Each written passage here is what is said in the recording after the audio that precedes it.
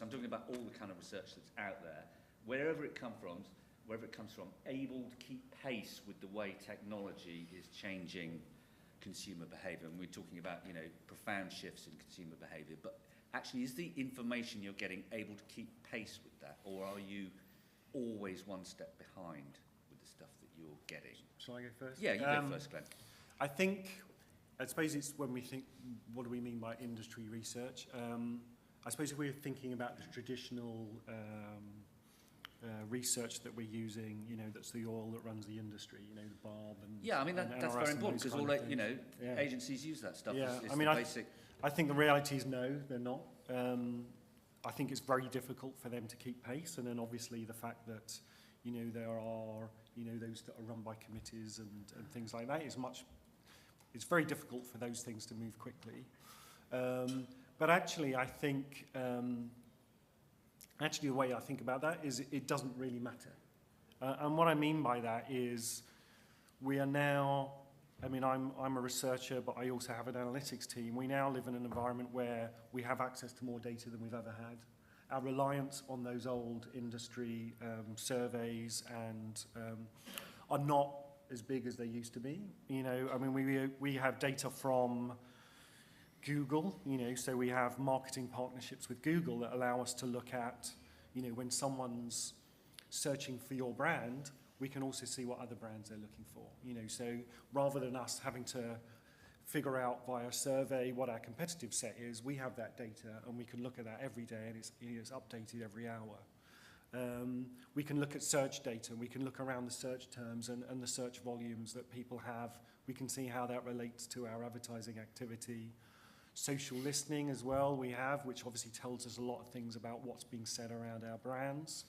So even though I think maybe the industry surveys are by definition going to be slower to catch up, for me, I don't feel at a disadvantage. If anything, I feel more empowered than I've ever been. So tons and tons of data, possibility that it might be fragmented and difficult to join up.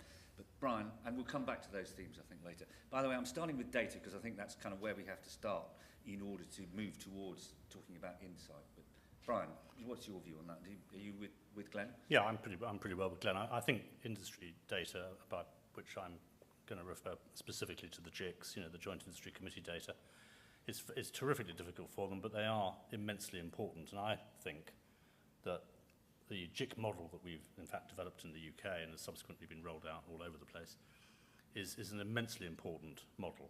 I think the notion of having, and let's be honest, these things are really about defining and measuring a currency. To have different currencies produced by different people with different vested interests and different end results is a terribly bad place to be. To have one currency delivered by an industry body that at least is made up of people from all sides of the industry who at least agree on what the currency should be in broad terms, how it should be measured, is a highly desirable thing.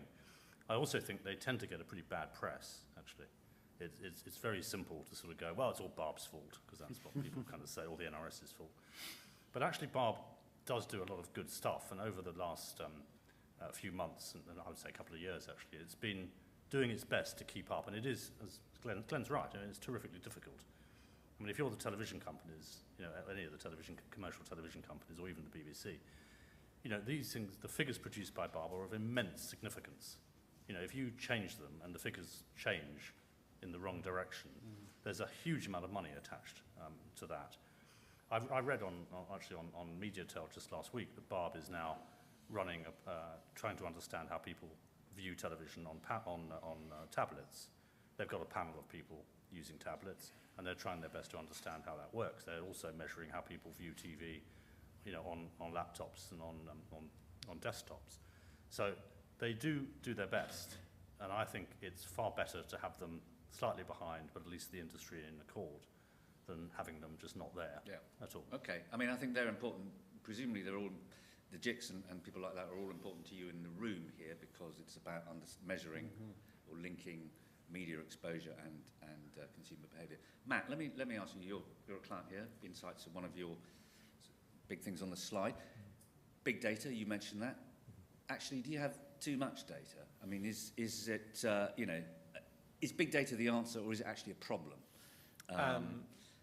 there's obviously more data available, and there are more people coming to us offering us data, whereas before they didn't have any. And I've been to conferences about big data and how exciting it is and how it's growing, and there's so much more of it. So for us, it's easy to just get lost in talking about the data and what it can tell you and how you can split out these impressions by device and time of day and demographic and so on. And so, okay, that's all very nice, but let's start from the other end, which is, it's very, very simple. It's a bit old school, but what is it we're trying to achieve? So what is it that we need to know? Ultimately, we're a manufacturer. We want to sell more bars of chocolate, right? Okay, so first of all, in order to do that, what do we need to do it? What is the basic information we need just to sort of track whether we're doing that or not? And then, as I sort of mentioned earlier, I think Mark was talking about it, about for every dollar we invest, how much do we get back? And that's just what we're trying to do. And so there's some basic data streams to do with media spend, plus GRPs, weekly, what it's doing, how much you've spent, a bit about competition, sales, weather. Those are the core parts of it. And then we can that's when the big data comes in after that. And for us, where we can bring it in, because then we can have a debate around whether there's any additional data in that is actually causal. So is these conversations, or is something that is happening actually triggering a purchase? And in our industry, FMCG, I'm always really jealous if I come to something and someone is talking about they work with mobile or price comparison or home insurance or whatever, because the point of sale is through the web or through an app or something. And we're at the mercy of Tesco's, it's a bad example, Asda, corner shops and so on. And the horrible thing is we do lots of work analyzing lots of big data, and they walk into a Sainsbury and in the front of the store there's a bag of chocolate for £1. And it's like, wow, I'm going to buy loads of that. Have you seen the ad? Did you do everything else? No, it was £1, and it just disrupted in the journey. So I think the nature of, in my industry, it's slightly different. So we're very interested in it. We want to understand it. We want to see how we can use it to make decisions. But for us, it's the sort of basic stuff, and the smaller bits of big data is what we use more regularly. Yeah. But your point you're making is that you are because you're FMCG, you're effectively disintermediated from the purchasing moment. Simon, let me ask you. You're a media owner. I mean, we've seen one example of what data means to you. To what extent does Quartz use data and the insights that you might generate from that to work your relationships with advertisers better? Presumably, that's one example of it. But also maybe in content, because a lot of content producers use data to iterate constantly. Can you give us some? Yeah, and a lot of our advertising commercial model is based on best practices in editorial, because if you're trying to establish a relationship between an advertiser and an audience, then surely if you're finding out from your editorial team that one thing works better than another, then you should try and integrate that as part of your relationship with advertising. We use it as it's a bit of a scorecard. Data is, we can look at as much of it as we want or as little as we want, but it's for both editorial and for advertising, is this reaching the audience we thought it would reach? Are they doing what we thought they would do over a period of time? And I think that's sometimes when you're getting constant updates from Google or something, sometimes there is a huge temptation, and often with panicky salespeople, to react to something that just happened. So I think one thing we try and make sure we do is that we're always reacting to a trend in behaviour. And as we're 2 years old now, you can anticipate a little bit better, but consumers change, so you keep an eye on that. Specifically, moving on to content, I mean, we've used everything you do is a best guess, I think. Everything you do, whether it's putting an advertising campaign live or the way in which you are sending out content is we think this is the way that our audience we want to get to is going to want to receive it and then behave in the way that we hope they do. We've, for content-wise and for the whole website itself, I mean, we use that quite dramatically. And we've relaunched the site 3 times in terms of the design of the site in the 2 years we've been. Yeah. Now, normally I say, redesign or relaunch sounds like something was going terribly wrong. And that's very sort of, an old way of thinking about it, like we need to fix something, and it's not, because you can look at data consistently and saying, are people doing what they're doing? Are they doing what they were doing last week? How have they changed and reacted, accordingly? So we can look at, are people navigating how we thought they would? No. Well, or not in the numbers we thought they would, so let's adjust how they navigate. But, do you feel that you're making a lot of short-term decisions? Or there's a temptation to make short-term decisions? There's a temptation to, but we fight against it constantly. And there's a temptation to dive into data too often and in too deep, too frequently, that we do have to regularly pull ourselves back from. I imagine, Matt, when somebody comes to you and says, I've got some data to sell, it's very hard to say no, isn't it? I mean, particularly if it's free. Yeah. That presumably is a lot of media owners then offering you free data. Not so much. Yeah. Okay. I mean, one of the things that we're moving towards Insight, I hope, is that the holy grail, or one of the holy grails, there are lots of them, is the idea of single customer view. Is that reality? Is it a possibility, or is it just a kind of pipe dream? Brian? It's really hard, is the short answer. Dominic mentioned I'm, as well as writing my, by the way, when you refer to my blog now, it has to have the words world famous in front of it. So my world famous blog, based incidentally, you were quite right, on Bob Hoffman's far superior version. Yeah, he's even more cynical. Bob Hoffman, incidentally, such a thing were possible. Yeah, I'm actually involved. I'm involved in a thing called the TV Audience Measurement Conference in November, which is in Madrid, run by ASI, and Bob Hoffman will be making a personal keynote speech appearance. And those of you who would like to meet him and come and listen to what he says, then come to Madrid. And he's being interviewed by me, so that's two cynical gits. I can't remember what the question. Oh yeah, single view. Nor can I. I'm lost in this vision of cynicism. Single view. I mean, one of the things that Dominic mentioned was I'm also co-founder of a business called Enreach, which is an audience analytics business. We sell software to publishers. My card is available outside for those of you that are no doubt gagging to buy it. Stop it. But one of the problems that we have, and everybody has, and of course everybody asks this question, is, well, how can you follow somebody, an individual, across different devices? And the short answer at the moment is you can't. I mean, that's kind of it, really. It's very difficult to do. There are lots of people trying to solve this, and no doubt it will get solved. There's all sorts of technologies out there to try and solve it. But it is terrifically hard, actually, to do that at the moment, particularly cross-device, which is really the... Matt, I know that, Cadbury's cream eggs and some of your products have done a lot of digital stuff. Is that something that you can lay claim to? No, not... Oh, absolutely. Yeah. Of course we cracked it. We just kept it to ourselves. No, so we will, like most people, will put up charts saying, these are the different things we did, and this is where we started from, and the end result was a sale. And probably the path they took was this one, this one, this, and this one, and therefore we can plan our media spend proportionately, absolutely perfectly, to make sure that journey is ideal.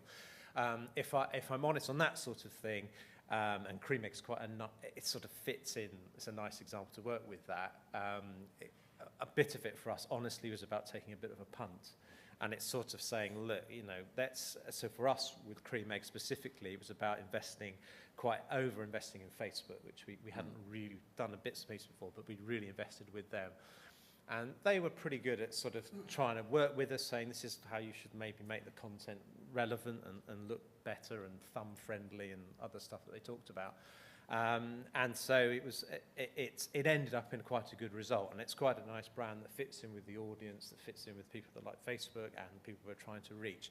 So I think, coming back to probably my first point, if the business objective fits in with that investment, then we'd look at the channels, as opposed to necessarily just saying, well, look, actually, if we understand the path that they all take to making a decision, then we'd just apply that to every brand that we work across. It happened to work very well for Cream Egg. Okay. Did you learn anything from that punt? Well, 6 months later, we announced a global partnership with Facebook. So I suppose it was a factor in that. So we must, what the business be like said, well, we must do this with everything. We must have lots of publishing garages with Facebook and create more content. I think it's one of the things I think we learned about it was working very what was interesting for us was having a platform really play back to us how inconsistent our message is. How inconsistent. Inconsistent it had been. So they said, look, we've looked at your outdoor and your this and that and the other, and we're just putting it together and playing it back to you. Does that look like it makes sense to you? Well, maybe not so much. And why is that?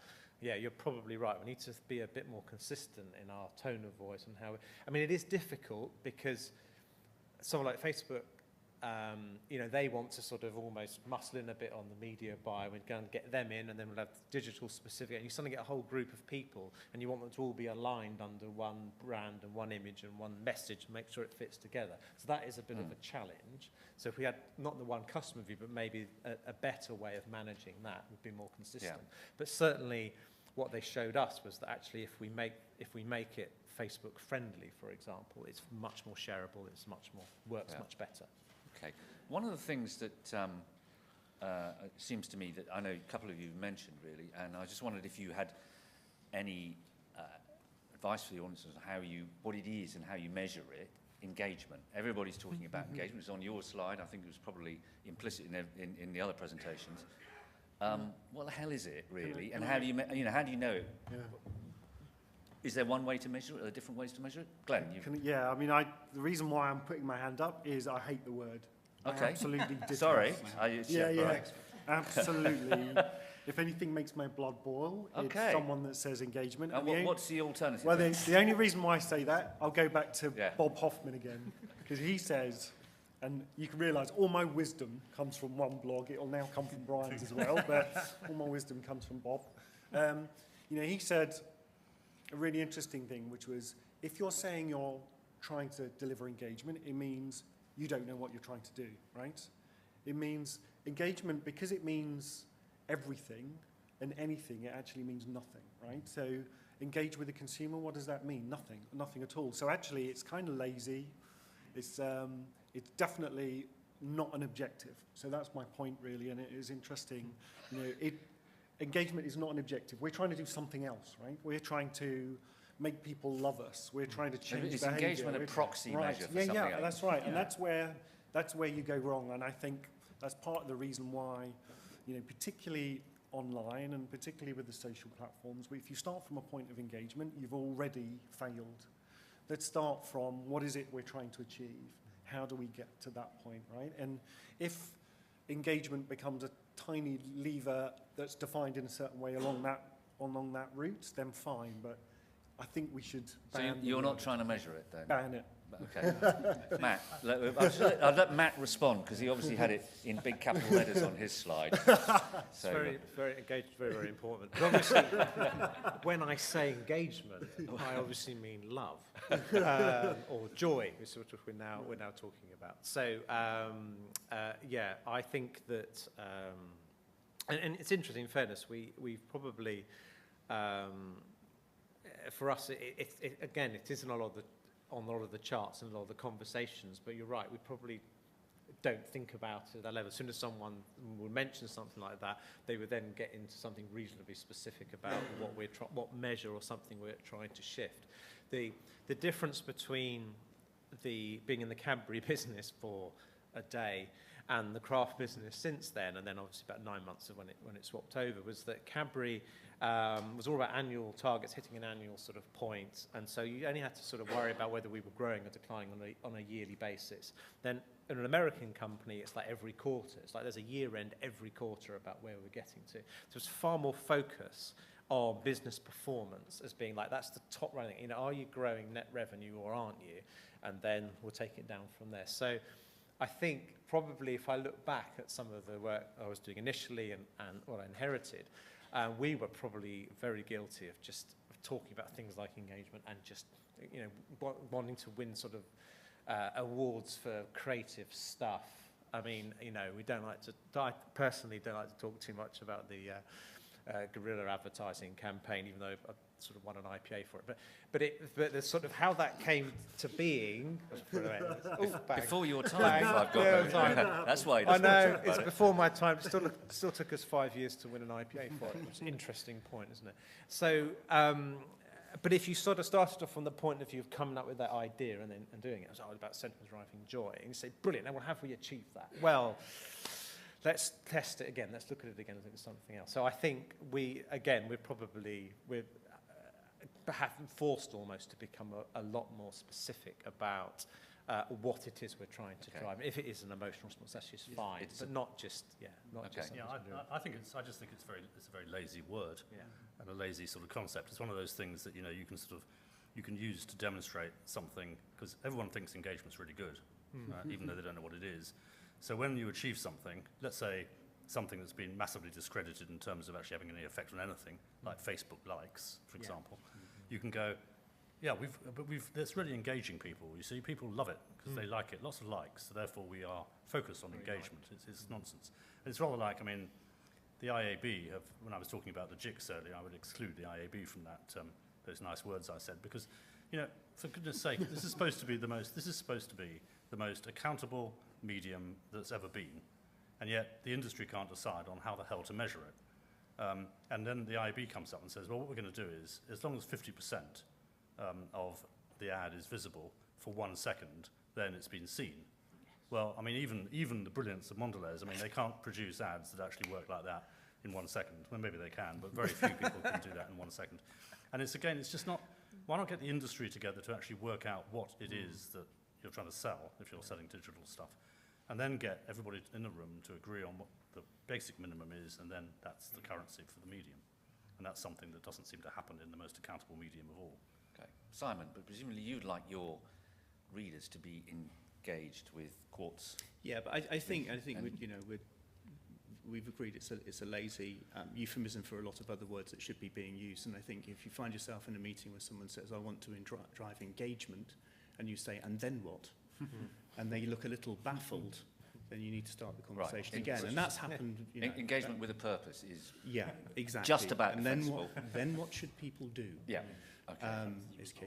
Has anybody got any people here who love the word engagement and believe sun shines out of it? Who love the word engagement. Yeah. Can you just say who you are? Hang on. Hello. Is Mike coming? Yeah. Hello, my name's Jesus. Yeah. My name's Steve Doyle. I'm commercial director at InSkin Media. I'm also the IAB Video Council chairman and sit on the viewability committee.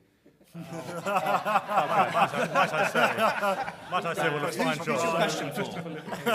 I thought I saw him sit up. Might I say what a fine job you're doing. I think the one thing to say about that 50% for 1 second thing, and I think having been a part of that, it's actually the one thing that's been really poorly communicated, is that when it comes to viewing ads, the first steps have been taken both in display media and video, in terms of 50% per second or whatever it is step one in the process of eradicating unseen ads, as opposed to setting some sort of gold standard that it makes it all right for advertising. Oh, if someone's seeing 50% per second, that makes it great. That isn't the objective. The objective is to separate the wheat from the chaff, and it's very much step one. And that's the one thing they haven't banged on about to do so, to communicate. So it is easy to dismiss, but the only thing I would say is we're trying to get to a point where we eradicate unseen ads, and then the standards will improve over time. Yeah, all right. and fair point, to be frank, but it hasn't been very well communicated, as you said. Stage one. Okay, anybody else want to contribute? Or I think we'll probably be going to be chased out of here shortly. Yes, somebody's nodding. So I'm going to ask our panel, and I have prepared them for this, to give us an example of an insight turned into action, and maybe just briefly as possible, how you got there, and maybe a bit of advice for the audience too on what they might do. So let's start with going this way, Matt. It's always embarrassing as he's working Insight, and you say, but can you talk about one that actually led to a business decision being made? Of course not, of course not. It's all about analysis and insight and not making decisions because they're already made. But there was one, sorry, was that out loud? No, my favourite, the best example I think I've got is that, so we were measuring the impacts of various campaigns, and we work out the ROI of different campaigns. And then the great thing is a battle we've had, the Milka business in Germany and Austria and so on.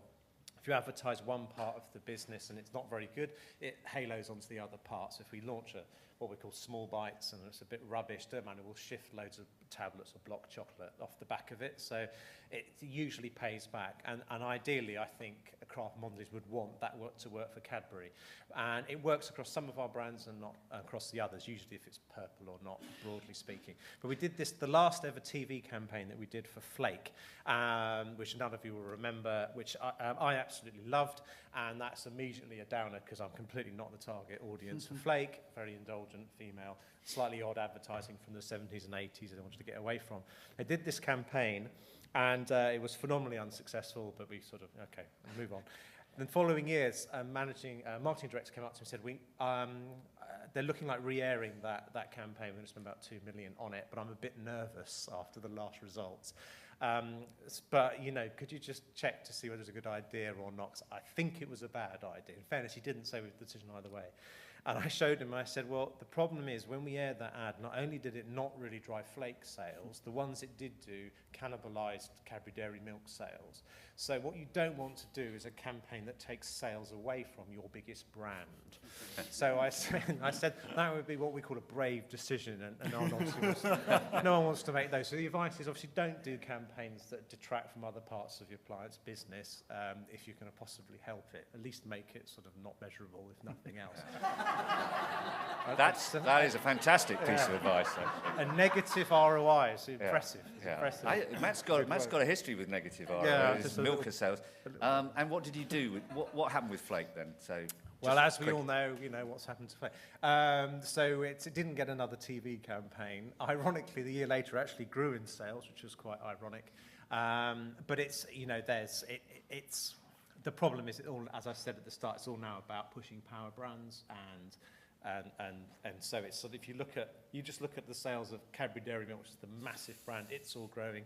Everything else, from roses to 12, everything else is suffering a bit, and it's just, you know, that's getting bigger, and that bit will get smaller over time probably. And maybe allegedly, I didn't actually say that out loud. Obviously, you could observe that by looking at lines, so you know. All right, Glen.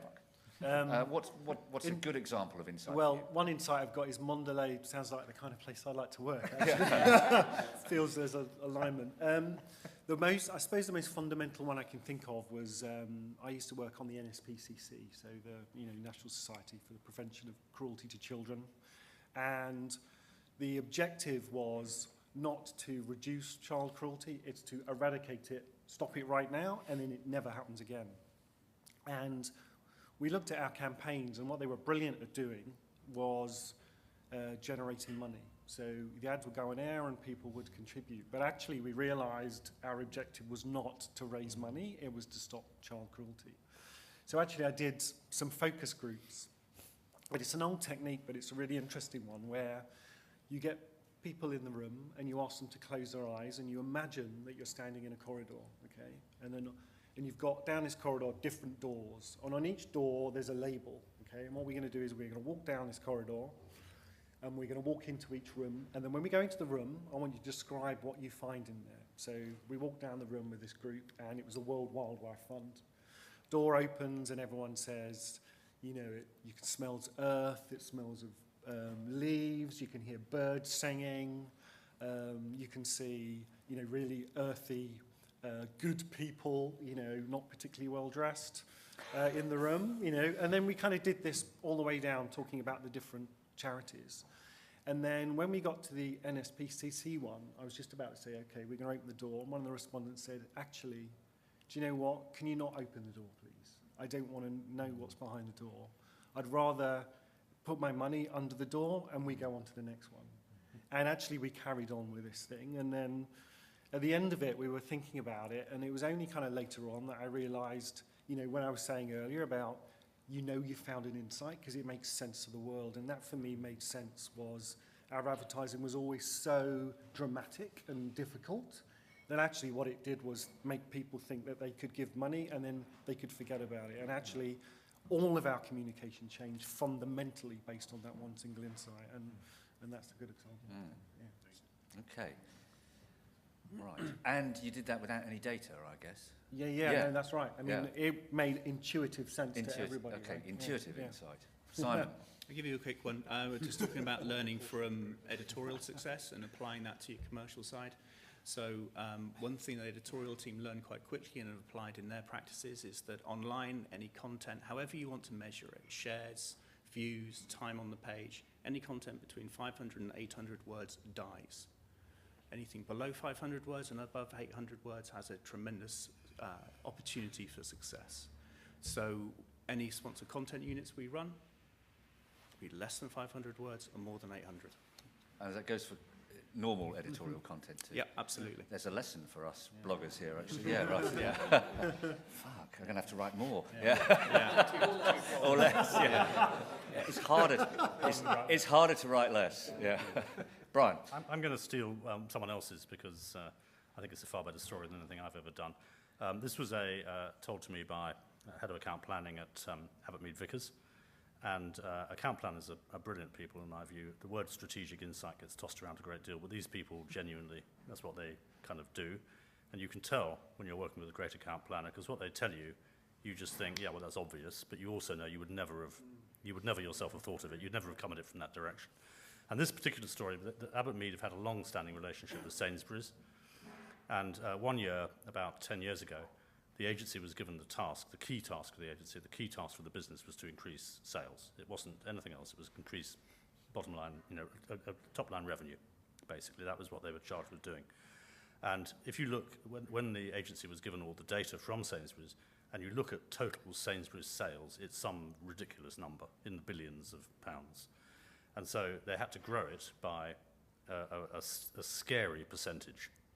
And so when you actually translate that scary percentage into a number of pounds, it was even more scary. And so the agency thinking, Christ, how on earth can you do this? I mean, it's just colossally difficult. And the business was given all the data, everything that Sainsbury's had pretty well on this topic was handed over to the top account planner on the business. The top account planner said, well, let's get too scared about this. Let's start dividing things. So let's take account of the number of people who go to Sainsbury's and how often they go to Sainsbury's and how much they spend when they go to Sainsbury's, and the average cost of a shopping basket in Sainsbury's. And when you did all of that, and you worked it out, how much you needed to actually grow the average shopping basket per average visit, it suddenly became a lot more manageable. I think the figure he told me, I could well be wrong about this, was somewhere around about £4 or £5 or something. And out of that single idea came an idea which was translated into try something new today. And out of try something new today, which was the strapline that Sainsbury's used for about 6 years, I believe, whole campaign built around that with Jamie Oliver and everything else. The idea being that rather than going into a supermarket and simply buying what you normally buy on your shopping list, just try something new today. And because people tried something new today, the value of the shopping basket went up and they've met their targets. Fantastic. Okay, great. Well, I think we probably need to vacate the room for lunch. Where do we just go next door, do we?